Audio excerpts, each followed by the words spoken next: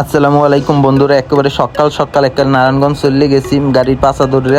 এখন একেবারে সোনারগাঁও জাদুঘরের মধ্যে ঢুকে গেছি। এই যে আমার সামনে এখন দিয়ে নকশিকাতা, ও মাই গড, একেবারে সুন্দর লাগছিল অনেক। মনে হয়েছে যে একটা ভিতর দিয়ে লইয়ে আসি, কিন্তু করার কিছু নাই, গ্লাস দিয়ে আটকে নিয়েছিল মোর খোদা। পরবর্তীতে আর এক পাশে গেলাম, হ্যাঁ ওদি অনেক সুন্দর সুন্দর নকশিকাতা আটকাইয়ে থইছে মোর খোদা।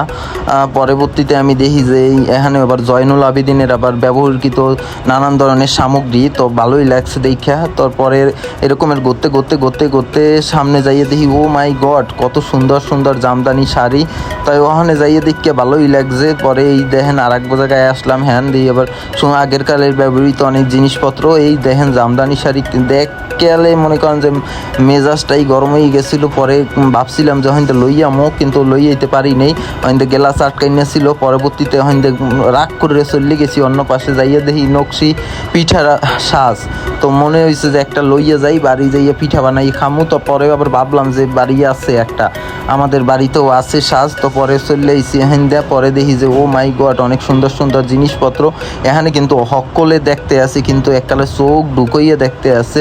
তো এই দেখেন, দেখতেই পাচ্ছেন অনেক লোকজন। তো পরবর্তীতে চলে গেছি মাঝখানে, যাইয়া দেখি যে ও মাই গড, ভিতরে তলোয়ার রাখা আছে আগের কালের দিনের।